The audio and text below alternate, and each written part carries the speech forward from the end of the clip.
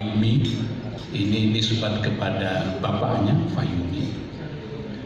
Al-Kajini, Kajen. Oke. Apakah nanti ada kaitannya juga dengan guru-guru dari jalur perempuan? Nah, kalau tadi kan semuanya laki-laki ya. Kita tunggu dari Bunyai Badriah, ada nggak jaringan para guru dari jalur perempuan? Jadi kita tunggu apakah Bunyai Badriah punya data yang cukup untuk menyampaikan itu ke publik, keterkaitan Syekh Nawawi dengan guru-guru dari jalur perempuan. Di bukunya Kiai Zulfa ada muridnya yang perempuan, tapi kalau gurunya yang ada. Oh, oke. Monggo Ibu Nyai Badriah, 15 menit katanya. Assalamualaikum warahmatullahi wabarakatuh. Waalaikumsalam. Bismillah, alhamdulillah, wassalatu wassalamu ala rasulillah wa ala alihi wa sahbihi wa man tabi'ahu wa nasarahu wa wala wa la hawla wa la quwwata illa billah, amma ba'du.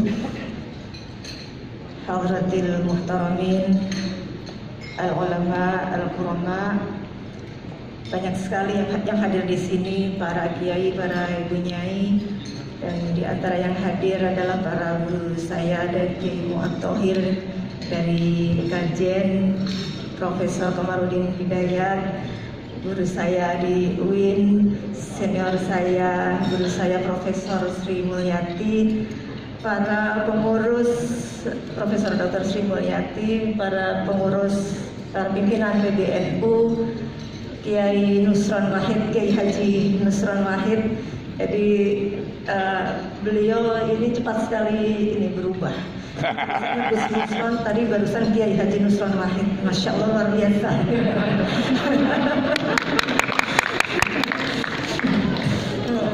Memang ngomongnya itu memang betul-betul cepat beradaptasi pada perubahan. Katib Am, Syuriah PBNU, para ketua PBNU, ada Pak Kiai Amin Said Husni, para tamu undangan diantaranya Habib Ali Bahar Wasekjen MUI, para narasumber Habib Ahmad bin Novel bin Salim bin Jindan, Mas Baso, Kiai Ahmad Baso, dan mu'alif kitab, tidak hanya kitab ini tapi yang malam ini dibagikan ada 3 kitab, subhanallah luar biasa. Kiai Zulfa Mustafa, Wakil Ketua Umum PBNU, menjadi simbol kebangkitan Nahdlatul Ulama di Nahdlatul Ulama, dan moderator Kiai Moksid Ghazali yang sudah sangat terkenal ya, nggak perlu dikenalin lagi. Malam hari ini alhamdulillah merupakan suatu kehormatan bagi saya. Saya pikir jarang ya PBNU mengadakan suatu acaranya bedah buku biografi seorang ulama, kemudian di antara yang membahas adalah perempuan, gitu. Tapi ternyata memang ini bagian penting dari apa yang saya pikir ini kita perlu apresiasi kepada Kiai Zulfa sebagai mu'alif dari kitab ini. Saya pertama kali ingin menyampaikan apresiasi kepada Kiai Zulfa Mustafa. Beliau ini kalau sanad keilmuannya ya pastinya nyambung karena kami sekolahnya sama bareng-bareng di Kajen Pati. Begitu, istri beliau kebetulan juga masih family, tapi saya pikir mungkin bukan karena itu. Apa karena itu ya? Ya, tapi ini adalah satu karya yang sangat luar biasa. Beliau ulama produk orisinil dalam negeri, tapi tulisannya banyak ditulis dalam kitab-kitab yang berbahasa Arab. Jadi saya pikir ini merupakan apresiasi yang sangat tinggi kita untuk Kiai Zulfa Mustafa. Dan menulis biografi tentunya berbeda dengan menulis buku-buku pemikiran atau nukilan-nukilan pemikiran, karena menulis biografi itu pasti membutuhkan banyak sumber informasi, kemudian juga perlu melakukan pencocokan akurasi data, yang ini merupakan pekerjaan yang luar biasa. Jadi kalau ada buku kitab biografi yang tebalnya segini, saya pikir ini sebuah karya ilmiah yang menunjukkan keseriusan dan ketelitian yang luar biasa dari mu'alifnya. Semoga ini menjadi amal jariah dan menjadi sunnah hasanah ya di Nahdlatul Ulama yang hari ini kita tadi punya semangat bersama, Nahdlatul Turos dari Nusantara, Nahdlatul Turos Nusantara untuk peradaban dunia gitu. Ini bagian dari cita-cita dan visi besar itu saya kira. Nah, para kiai, bunyai dan hadirin-hadirin sekalian yang saya muliakan, membaca kitab beliau ini saya merasa benar-benar kitab ini hidup gitu ya. Cara penulisannya itu hidup sehingga saya seolah-olah berada bersama dengan apa yang ditulis dalam kitab ini. Mirip-mirip ketika kita membaca hadis. Hadis itu kan tidak hanya bicara tentang Nabi berkata, tapi seringkali ada asbabul wurud yang kemudian juga langsung masuk ke dalam batang tubuh hadis itu sendiri. Oh, telah datang seorang badui kemudian mengadu pada Rasulullah begini-begini, lalu kemudian Rasulullah mengatakan, kita punya bayangan. Nah, tulisan biografi kitab ini, Tuhfatul Qawsi wad Dani, ini juga demikian. Kita diajak seperti hidup bersama-sama dengan Syekh Nawawi, hidup dari berbagai sisinya. Hidup dari sisi dari sisi pertumbuhan beliau, kehidupan keluarga beliau, kehidupan keilmuan beliau, perjuangan beliau, bahkan juga terkait dengan spirit untuk cinta tanah airnya beliau hadir di dalam kitab ini. Jadi saya pikir ini pola Kiai Zulfa telah menghadirkan satu pola baru yang mungkin tidak sama sekali baru, akan tetapi saya menganggap ini sebagai satu pola yang menarik. Jadi ketika kita membaca biografi seorang tokoh itu, kita seolah-olah hidup dan berada di dalam alur tulisan biografi tersebut, sehingga kita tidak terlalu berjarak jauh begitu ya dengan tokoh yang ditulis di sini, yang itu kemudian memungkinkan kita melakukan pengambilan contoh ibarat itu yang terasa dekat. Kan Bapak dan Ibu sekalian, saya mencatat min khosoisihal kitab ya, di antara kekhasan dari kitab ini adalah yang pertama, ini katanya ilmunya Kiai Zulfa itu dituangkan semuanya di dalam kitab ini. Gitu ya. Saya nggak tahu ilmu falaknya dituangkan nggak ya di sini untuk hitung-hitung gitu. Ya, kalau di Mu'talil Falak itu kan ada belajar falak, ada belajar macam-macam, ada belajar ilmu arut gitu. Dan yang pertama saya melihat, dan ini termasuk kekhasan Kiai Zulfa, beliau senang menulis sesuatu. Kalau sesuatu itu kadang-kadang susah untuk disampaikan dalam bentuk prosa, maka dalam bentuk syair itu seringkali lebih indah, lebih menyentuh hati, dan lebih berjejak panjang. Dan itu juga yang telah dilakukan oleh Kiai Zulfa dengan syair-syairnya, tidak hanya di kitab ini, tapi ada syair yang dipersembahkan juga untuk NU pada saat sebelum muktamar. Nah, saya kira ini bisa dimunculkan lagi ya. Dibaca tadi ya? Nanti bisa dihidupkan lagi. Dan di kitab ini juga, kitab biografi ini indah karena ada paduan dari nazam dan nathar gitu. Ada nazam-nazamnya, ada nasarnya. Banyak kitab yang full isinya nazam, banyak kitab yang full isinya nathar, tapi kitab ini ada nazam, ada nasarnya, dan itu saya pikir bagian dari kekhasan tulisan Kiai Zulfa. Yang kedua, ini yang menarik yang tadi disentil oleh Kiai Moksid. Dalam kitab ini ada her story dalam his story. Ya. Ada her story dalam his story. Seringkali dalam penulisan kitab-kitab biografi, ya ini karena historiografi kita sepanjang berabad-abad itu historiografi yang sering direkonstruksi secara sepihak, sehingga ini bahasa perempuan ini kemudian yang keluar, sehingga seringkali perempuan itu tidak ada, tidak hadir. Bahkan perempuan yang sangat penting pun seringkali tidak muncul, tidak disebut namanya dalam sejarah.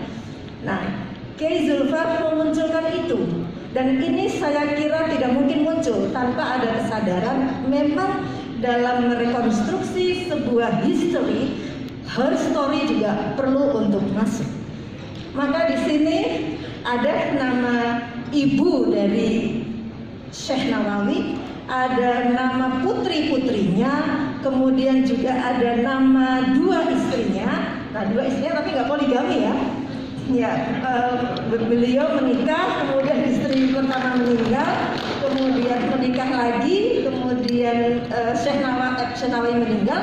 Nah, istri kedua itu tadi Syekh Hamdana itu yang menikah dengan Raden Asnawi Kudus, murid beliau yang diwasiati untuk dinikahi dengan Raden Asnawi seperti tadi yang disebutkan oleh Kiai Nusron Wahid.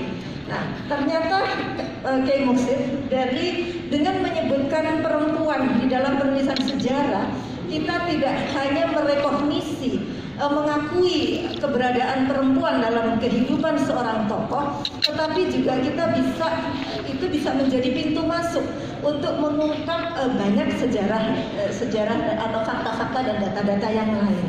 Sehingga apa yang ditulis oleh Kiai Zulfar ini saya pikir perlu menjadi bagian penting dari Nahdlatul Turas kita. Kalau ada kitab-kitab baru tentang tarjamah atau biografi, sangat penting untuk juga menyertakan her story dalam history. Dan pada saat yang sama ketika yang ditulis adalah her story, perlu juga disebut history, gitu ya. Dan itu disebutkan di dalam kitab ini dengan sangat detail. Nah, Bapak dan Ibu sekalian, mengapa ini menjadi penting untuk kita sampaikan? Karena dalam sejarah Indonesia sendiri, sebetulnya sejarah Indonesia itu sangat kaya dengan peran-peran perempuan, baik kepemimpinan di ranah publik ataupun peran-peran yang sangat penting di ranah domestik, gitu.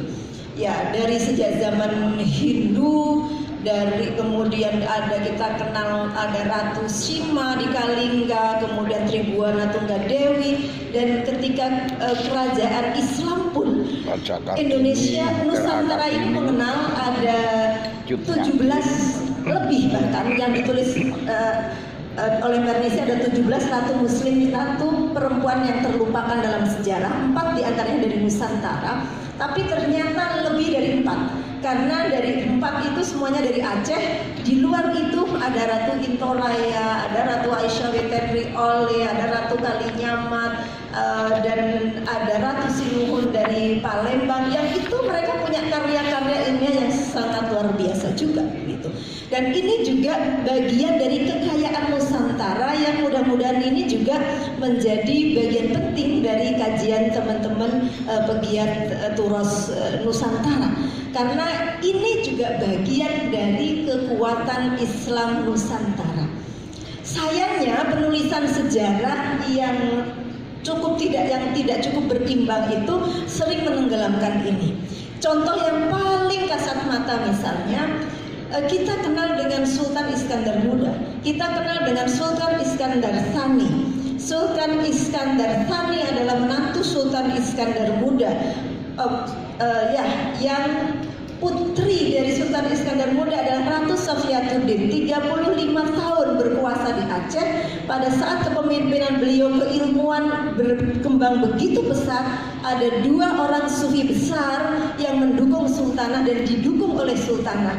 2 sufi besar ini namanya diabadikan dalam 2 perguruan tinggi negeri di Aceh, yaitu Syekh Kuala dan Nuruddin Ar-Ramiri. Tapi nama Sultanah Safiyatuddinnya sendiri tidak ada dalam buku-buku sejarah dan baru muncul sekitar 20-an tahun belakangan ini.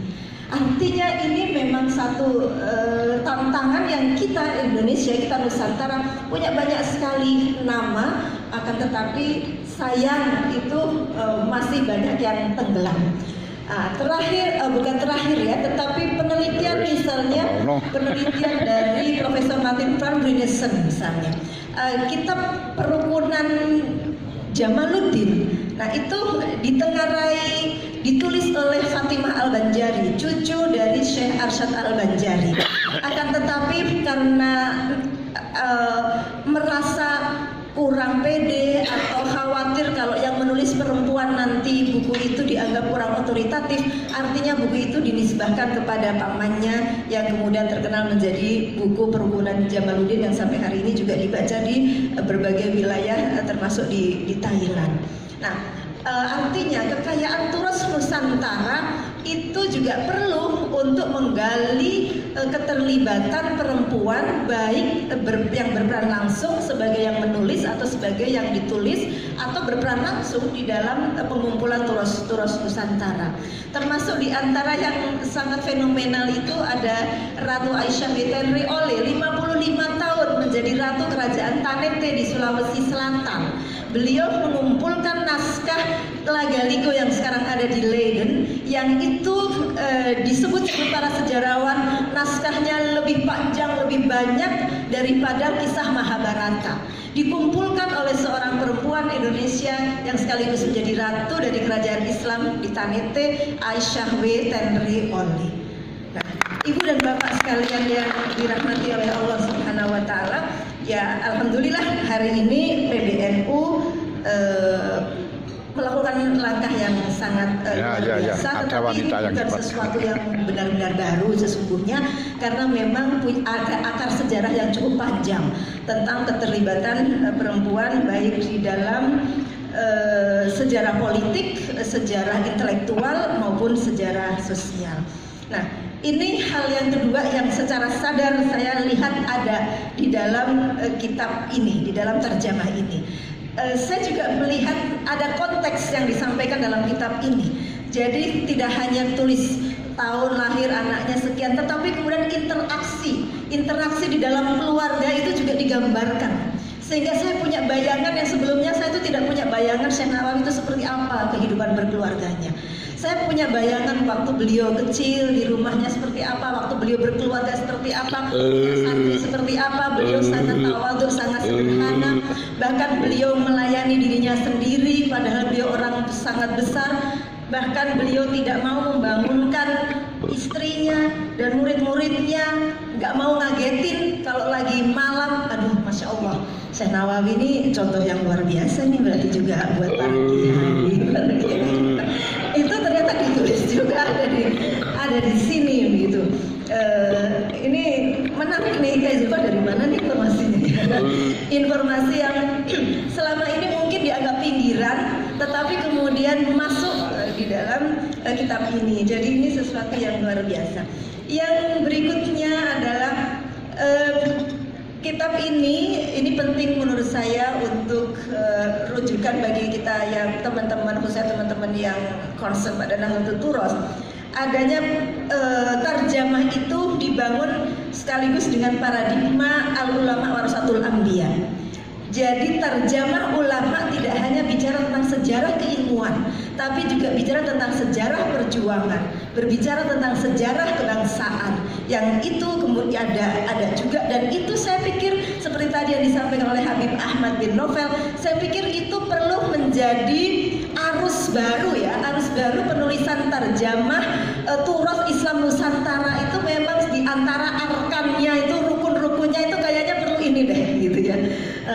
Termasuk mengangkat bagaimana tentang kiprah-kiprah sosial, kiprah-kiprah kebangsaan sang tokoh, juga tentang kehidupan keluarganya, supaya kita memiliki gambaran yang cukup komprehensif, dan dengan itu kita bisa belajar dengan lebih dekat karena kita memahami proses dan interaksi, tidak hanya hasilnya tapi proses untuk menjadi ulama, menghasilkan ulama itu seperti apa bisa kita tangkap. Dan yang terakhir, Bapak dan Ibu sekalian, saya merasa ini penting sekali juga untuk mungkin menjadi model dari penulisan tarjamah yang dilakukan oleh Kiai Zulfa ini, bahwa di dalam kitab ini muncul banyak sekali nama yang ini akan menantang untuk dilakukan kajian lebih lanjut, baik nama-nama murid, nama-nama guru. Yang ini mengingatkan saya kepada Gus Dur, Kiai Abdurrahman Wahid, yang sangat concern pada sejarah keulamaan lokal. Sejak tahun 98 sampai 2009 kurang lebih saya sering menemani Gus Dur dalam kunjungan-kunjungan ke daerah-daerah yang saya menjadi sangat terkesan dalam konteks diskusi kita pada malam hari ini adalah beliau itu senang sekali kalau mengunjungi satu daerah, datang ke satu wilayah dan di situ ada wali atau ada tokoh lokal, beliau hadir dan beliau bercerita tentang tokoh lokal tersebut yang cerita itu seringkali belum dimengerti oleh masyarakat lokal itu sendiri. Termasuk ketika saya mendampingi beliau ke kajian, ke kampung saya, beliau cerita tentang Syekh Ahmad Mutamakin. Cerita itu tidak banyak diketahui justru oleh orang kajian sendiri. Begitu juga ketika ke Grobogan, ke Blora, ke NTT, ke NTB, ke Sulawesi. Sayangnya saya nggak rekam gitu ya.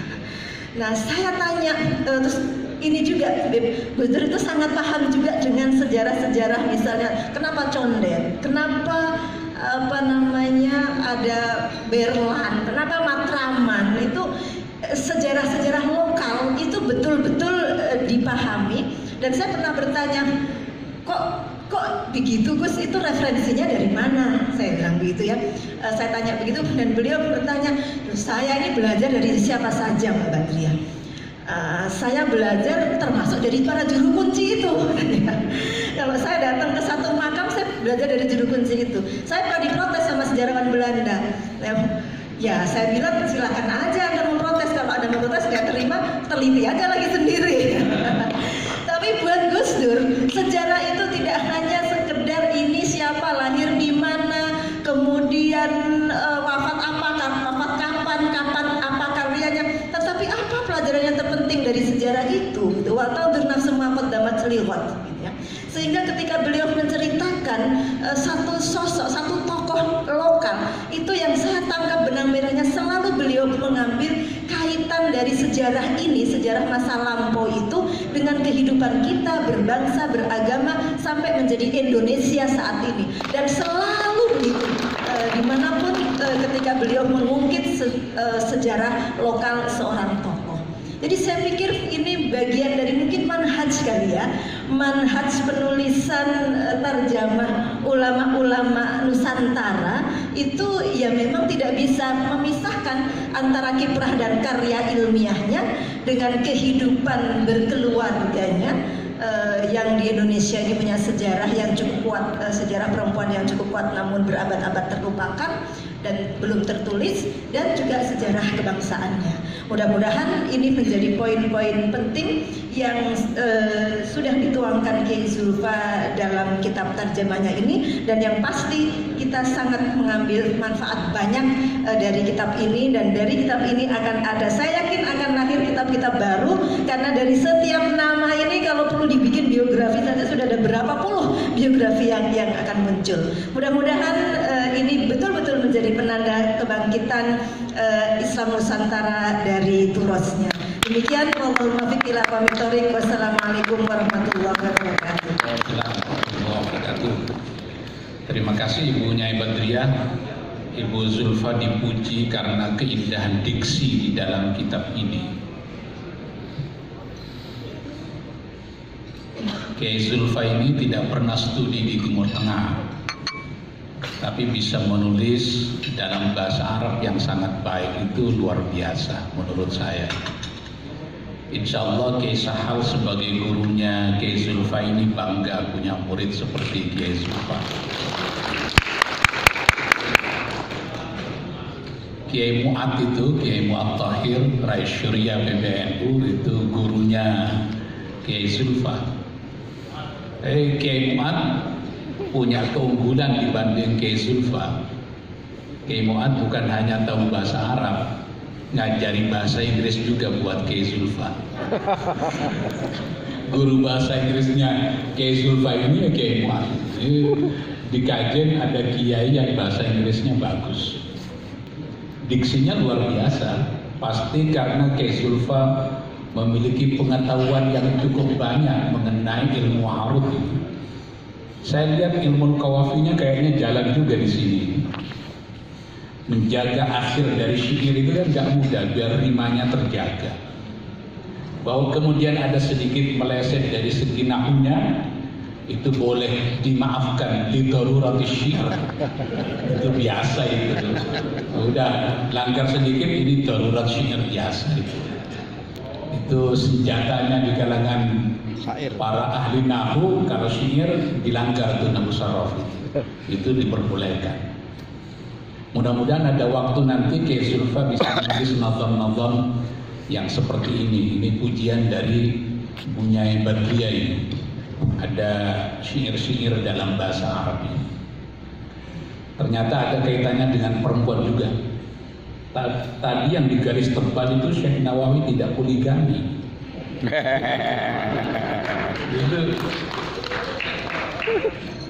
Itu maksudnya apa itu? Yang mengingatkan itu.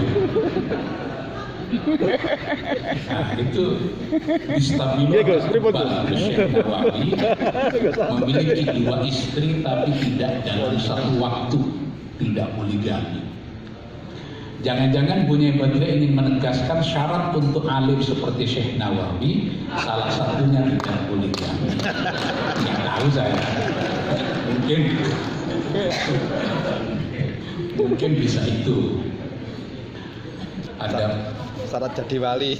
Alaniyatillah. Oke, luar biasa. Yang ketiga ini, tapi Mbah Hasim kan nggak poligami.